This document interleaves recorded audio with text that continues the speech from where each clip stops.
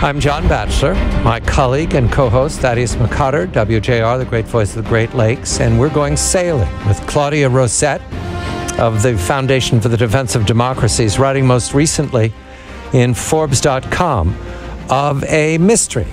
The ship is the Azargun, which is an Iranian ship roundabout. It's been renamed and reflagged several times. It is now somewhere near the Gulf, the Persian Gulf. But Claudia tells a story in Forbes that is a fascination because it combines the claims of the Obama administration at leveling the Iranian economy with severe sanctions these last years, and also the transformation of those sanctions into what at this point is the mystery.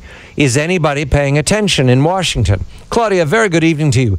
The Azargun, what is it? What does it look like? And how is it connected to Iran? Good evening to you. Good evening, John. The Azargun is a nice-looking and relatively new, 12 years old, container ship, which was built for Iran's main merchant fleet, the Islamic Republic of Iran Shipping Lines, IRISL, and served them under the Iranian flag. And then when U.S. sanctions were imposed on this main merchant carrier of Iran, IRISL, the Azargun embarked on this journey through different names and different flags, which is how Iran has tried for years to mask the identities of ships that are on the U.S. sanctions blacklist. This is one that's been on that list since 2008. Detail, Claudia. How do you know what the ship is? It can change its name, it can change its owners, it can have many flags. Is there one identity that stays with that ship, like, say, the color of blue eyes and fingerprints? Yeah, there's one number that stays with the ship, and that is the number on its hull number, called the IMO number, issued by the under authority of the International Maritime Organization for the life of each ship. So there's a 7-digit number that identifies the ship. But the name can change, the flag can change, the paint can change, and the cargo, John, can change. And that's one of the mysteries here. So Azargun has been called Armis, and it's been under a Tanzanian flag. It's been called Thaddeus, and it was under another flag. It's been under all these flags. Did that fool Treasury ever? Well, no, because Treasury pursued these ships very vigorously for a couple of years after sanctions were imposed. Treasury officials went globetrotting around the world telling countries, please shun the ships that the U.S. has blacklisted as belonging to Iran, even though they have front company owners in places like Panama. They're flagged to places like Barbados, which is the case with this ship. They're reflagged to Tanzania. They're renamed, and so on. Please keep an eye on that hull number and shun this ship. And that was the case until about 2 years ago, John, sort of coinciding with the back-channel Iran nuclear talks and then the official Iran nuclear talk agreement. And officially, sanctions, U.S. sanctions, are still in place, and the Obama administration says it is committed to enforcing them. But what's going on in reality, if you look at what the data and ship tracking databases and what you can see of where these ships are showing up, is it's very hard to discern sanctions on these ships anymore. They are calling at places, this Azargun has just called it Venezuela.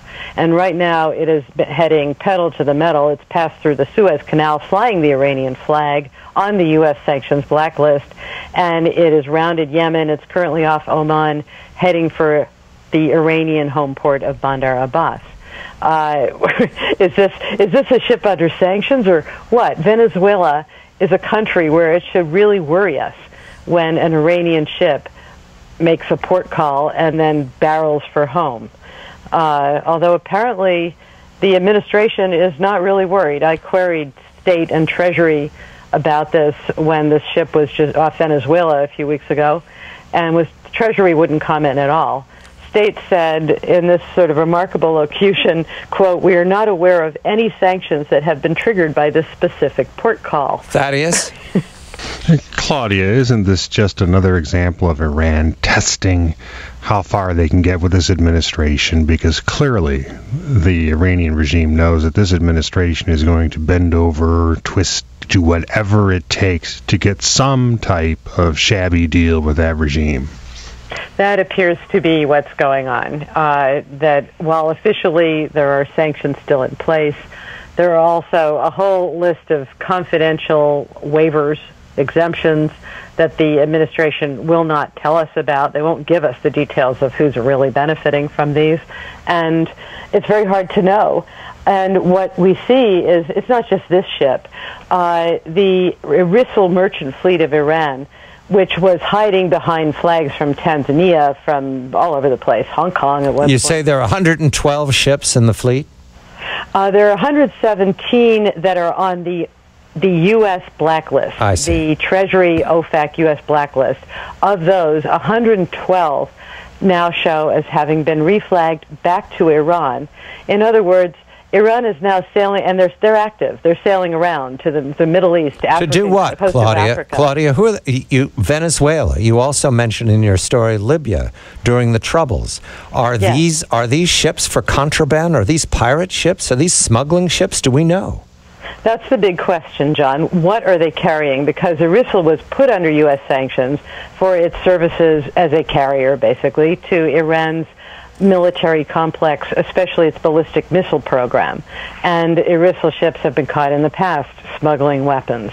And in fact, this particular ship was accused by a watchdog group in New York, United Against Nuclear Iran, in 2013 of stopping off Yemen, turning off its onboard signaling system, and engaging in illicit ship-to-ship transfers. We don't know of what, but probably it wasn't, oatmeal.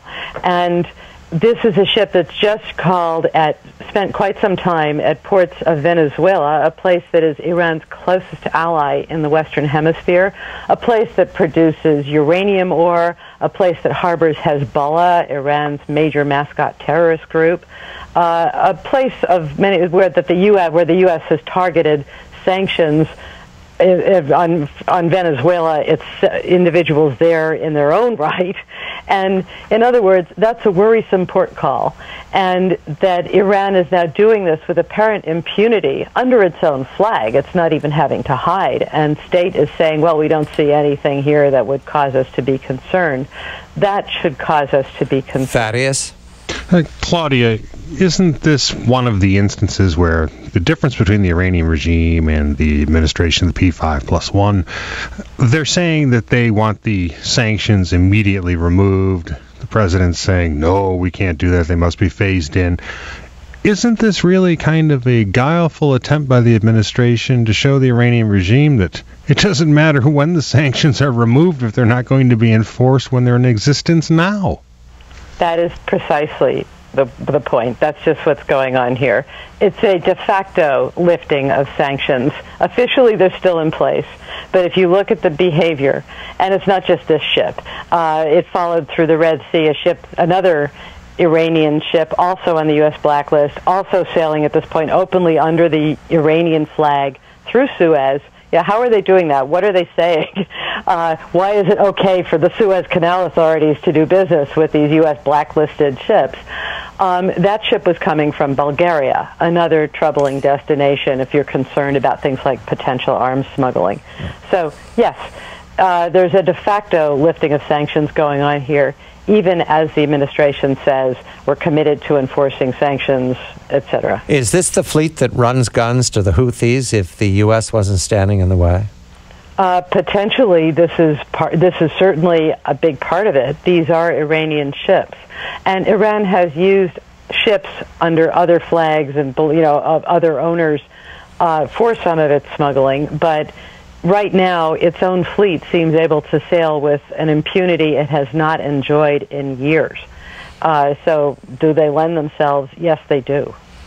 Claudia, once upon a time, the Spanish War, it reminds me of a novel I read just recently about the Spanish War, when they bought anti-aircraft weapons and anti-aircraft shells from the Russians. They had to get them through the Black Sea, down the Dardanelles, across the Mediterranean to land in Spain. It was very dramatic, and in the novel, it's quite thrilling, because there are Italian submarines, there are German submarines, and then there are port inspections along in the Aegean. What you're telling me is none of that exists here in the 21st century. That was the antique and backward 1937, and we're much more modern than that. We just let you run guns without being stopped. Yes, exactly. We can see it all, and apparently nothing gets done. So that's the scene right now. And, John, these are just two ships I called out to try and make the picture. There are a series, Iranian ships are sailing up and down through the Red Sea, through the Suez Canal, into the Mediterranean. There's regular traffic, including between Iran and Syria. So sanctions? What sanctions? Final detail here. Thaddeus, is your sense, because I don't want to be too ironic here, we're watching the futility of sanctions. Is your sense that we should just stop concerning ourselves with the administration right now on Iran, that they have already made their decision, Thaddeus, that there's not an argument anymore? What's your sense of it, Thaddeus? No, I think the administration has to be held to account. I think that they are undermining their own sanctions by a failure to enforce them. They swore an oath to protect and defend the Constitution of the United States against all enemies, foreign and domestic. I do think that's worth continuing to hold them accountable for. I think that people should be aware what's going to happen is this administration is going to say that the Iranians have capitulated, they've accepted the phase out of sanctions, the snapback provisions, and all the while cynically realizing there are no sanctions in place right now because they're not being enforced. Claudia, the Azargun, it's headed back to Iran, and then we don't know what it'll carry. Does anybody ever inspect its cargo? One would hope. We don't hear much about it. The same ship was in Taiwan earlier in the year. These are places that have been involved in smuggling, in very problematic things. There are cases right now, in fact, that have come through the U.S. courts of, I'm sorry to say, because I think Taiwan is terrific in many fronts. It's a Chinese democracy, but it has also been a place where there's been an awkwardly large amount of involvement in smuggling to do with North Korea's nuclear program and with Iranian proliferation. So again, John, we don't have hard evidence, in part because our own government tells us very little these days about this kind of thing. But that's another destination where you want to worry a little bit. This is a container ship. What is in those containers? And we don't actually know. When I ask Treasury and State what goes on, when I've asked about how do these ships get through Suez, they simply won't comment. Claudia Rosett of Foundation for the Defense of Democracy is writing in Forbes.com. We have the story from 1937, and we'll wait. Claudia Rosett, Thaddeus McCotter, WJR, the great voice of the Great Lakes. I'm John Batchelor.